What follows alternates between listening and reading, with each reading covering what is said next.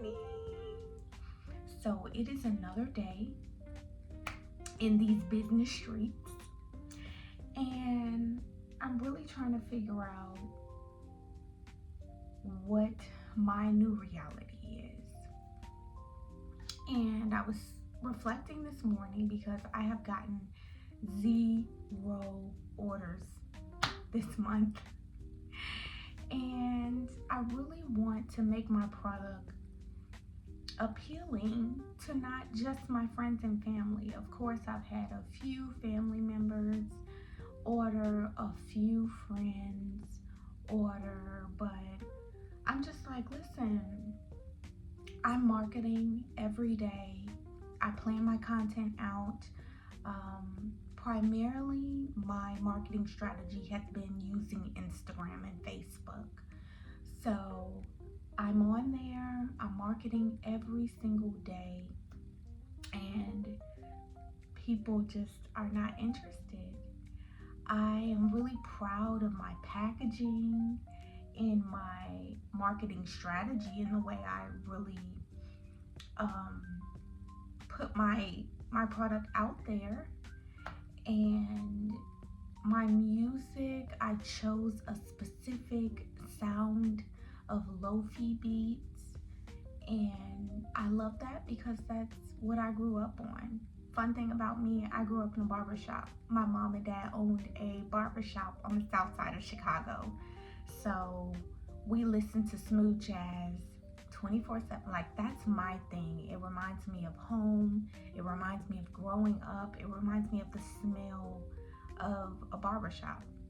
So I love smooth jazz. I love lo-fi beats. I'm a Sade girl, you know?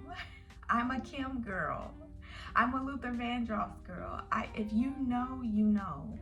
If you've listened to WNUA 95.5, if you're from the Chicago area, you will know exactly what station that was. It's long gone, but that was my childhood. But I picked a specific niche sound that can really remind customers and clients, okay, this is Vanita Naturals, and I've really been going hard for 2 months, really marketing, and people are like, that's nice, we're not interested. So I'm thinking, do I need to revamp the content of my products? Because right now I see a lot of people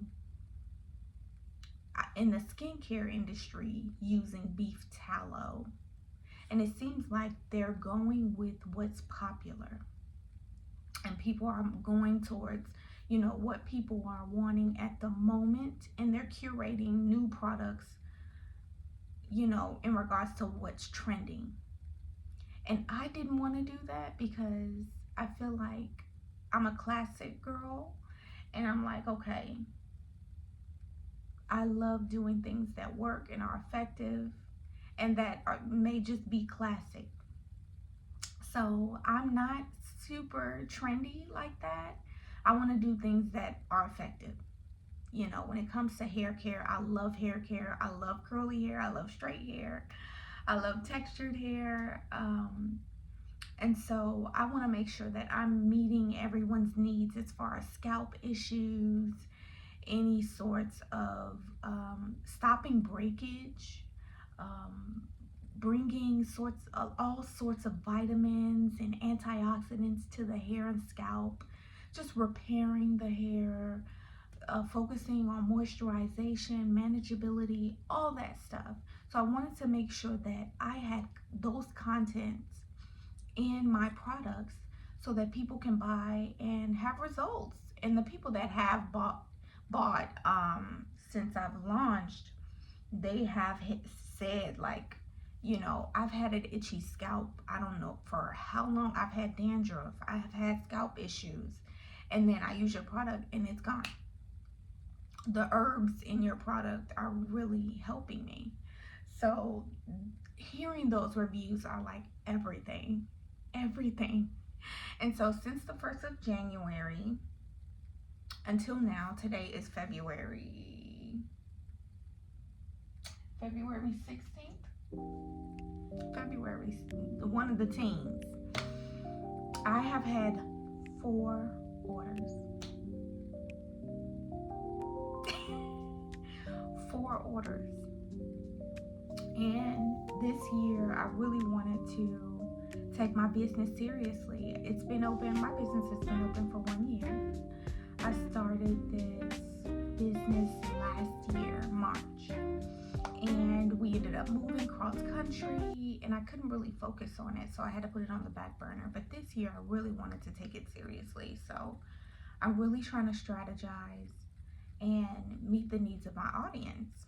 So you guys give me some ideas below in regards to what you might be looking for in hair products. Do you go for the trending things, or are you a classic girl like me? Like, I'm the classic girl. I'm like, I'm gonna put me on a French tip. I'm not super, I remember there was a matte lip trend, and I was like, let me find my gloss. I'm a glossy girl. I just like the classic things in life, so that's how I do my products. I make products that I use myself, that I have been using myself. That's the reason I started this hair care line, because I was already making the products for me and my daughter, which grows our hair out to waist length and tailbone length.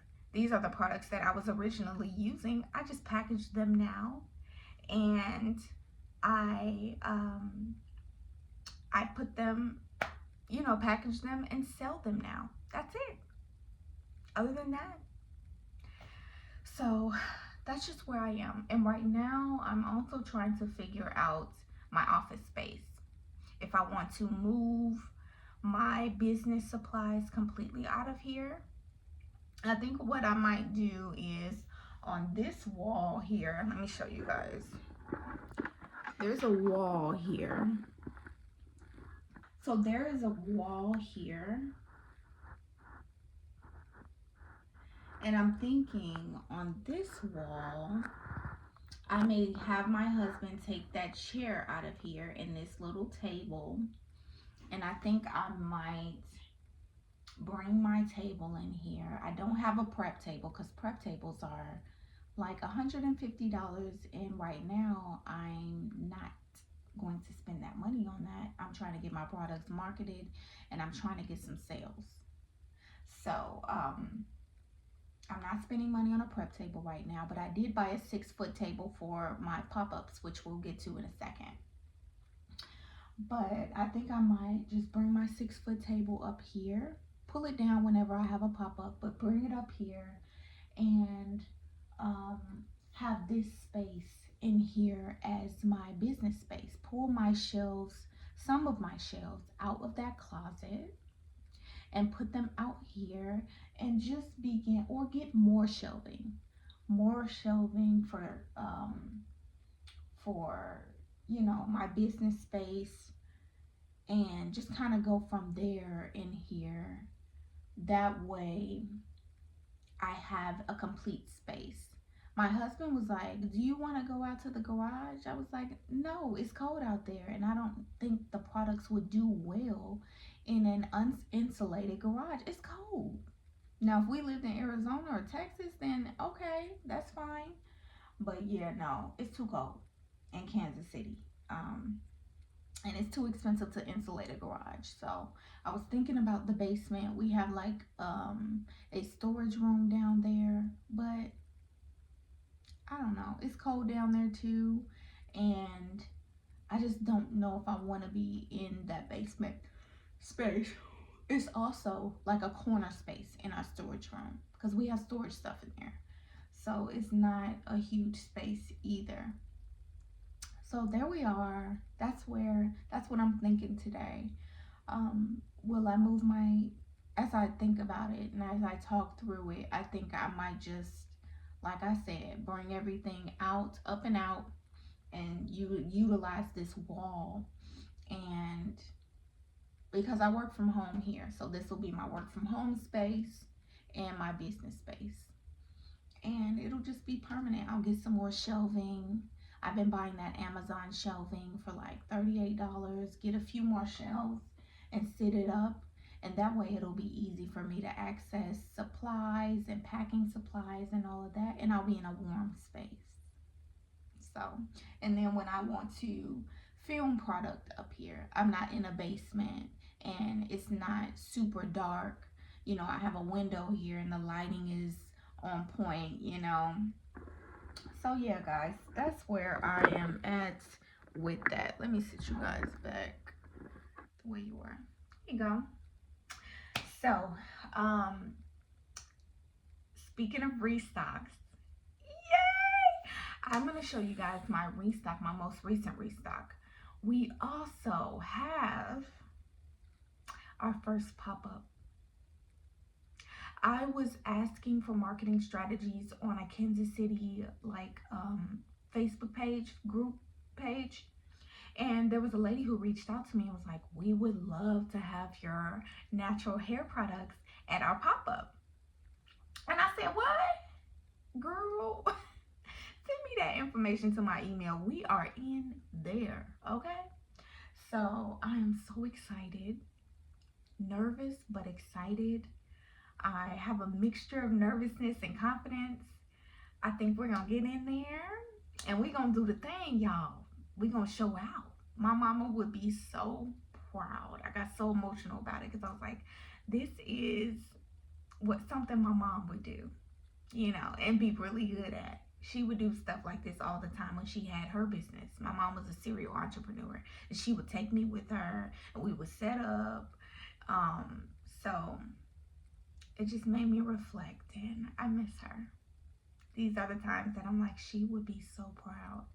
But we have a pop-up event for the month of February. It's this Saturday, February 22nd.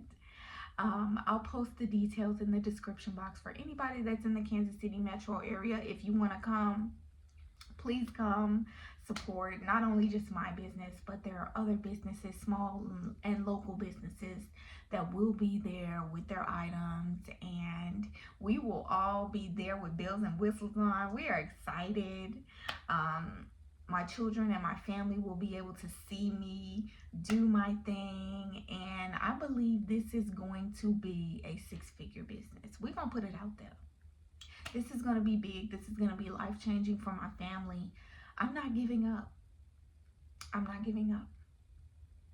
These products are plant-based, they're organic, they're what people are looking for, you know, and they're effective.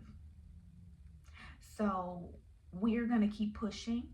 If it was hot outside, honey, I would have me a cart and I'll be going door to door. I sure would. I would have me a pop-up. I'll be popping up in front of stores. I'll be outside hustling. But it is still snowing. It's cold outside, so that's not happening. But yeah, I restocked a portion of what I needed to. I want to have at least 20 products each. With this pop-up though, I don't think there's going to be a whole lot of foot traffic. Maybe 50 to 75 plus people, but it's not going to be a major pop-up. I am interested in applying for some of those bigger pop-ups, but baby, let me tell you. So I go online and there's a few pop-ups that I'm like, I think I want to do that. The way they charging for these booths, y'all, crazy the way they are charging for these booths. $400, $200, $300. And I'm like, you know, and I'm new to this, so I'm not gonna knock it, but that's a lot of money to part with to possibly break even. But when I look at and analyze these agencies, their social media pages, it looks like it's gonna be a huge turnout. Like, for example, I was looking at Kansas City Fashion Week, and so when I look at the prior years, I'm like, it's a lot of folks there. It's a lot of people there. So even if, let's say I break even and I don't make that much of a profit, the networking opportunity will probably be out of this world. So I think I might try it, but parting with $400, parting with $200-300, it's just like, oh my goodness, I better be able to make this money back. My husband is gonna be like, what are you doing? What are you doing? So I think I might just, I might have to take it out of our savings. And but this is the tough part. I think this is the tough part, learning things once you get started in this business, learning that just because you opened up a business does not mean it's going to pop off immediately, does not mean people are immediately going to buy. You are going to have to do some hustling and get out there, pop up on people. And I'm figuring out I know my target audience, but I'm figuring out where these people are. What sort of events do they frequent? What sort of environments do they frequent? I was thinking about going and the thing is, I was thinking about going to beauty supplies and hair salons and speaking to the owners and trying to get my products out at these agencies, but at these companies. But I am not sure if I want to buy more packaging and do more labels just to get like little samples for them, because I want to come, I don't do nothing. I don't just do anything. I want to make sure it's done decent and in order. So I'm like, okay, I'm going to have to get like little sample bottles for them, for the leave-ins, I might keep the oils in the same bottle, but at least for the leave-in conditioners, I don't want to give them the big 16-ounce bottles. So I'm like, okay, I'm going to have to get those and then redesign some packaging for those and take those out and go place to place to place to place. But I have to talk to my marketer, Ronald. He's amazing. So I've been talking to him and picking his brain. And I have to figure out what sort of strategy I'm going to have when I go up to these people. So I just want to make sure everything is done decent and in order. Okay. So I'm excited about that pop-up event. If I end up going with the other 2 pop-up events in March, I will let you guys know. It'll be a quick turnaround because I have to submit payment for those within the next couple of weeks. Really expensive, but I feel like the more I network, the more I get my brand out there in front of faces, people will start to know that I exist. And I think that's the problem with a lot of young businesses. People don't know we exist. And we're not getting the sales because people probably don't know that we exist. They have these issues. I might have somebody down the street from me right now that's like, man, I wish I could have an herbal hair oil to help with, my scalp issues or to help seal in moisture in my hair. And they don't know that I have a business down the street. So this summer, we outside, y'all. I'm just letting y'all know. Y'all are coming with me. We outside. Okay? We are outside. We are growing. We going to every pop-up, every park, every event. We will be out. And when this pop-up does occur, I'm going to take you guys with me so you guys can experience it with me firsthand. Oh, excuse me. But I'm excited. We're going to, today, I'm going to print some labels. My labels are coming out beautifully. I bought a very expensive inkjet printer for this purpose because I knew that I would have a lot of things that I didn't want to have to order via Vistaprint or online labels and all of that, because it just gets really, really, really expensive. And so for my oil bottles, I do still order off of online labels. It's expensive, but I just love how they do my oil bottles.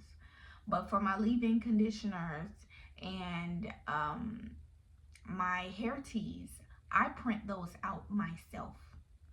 So let me know if you guys want a tutorial, if you have a small business and you want a tutorial on how I do print my own labels at home. So I love it. I love how my products are turning out. And yeah, guys, we're on to bigger and better things.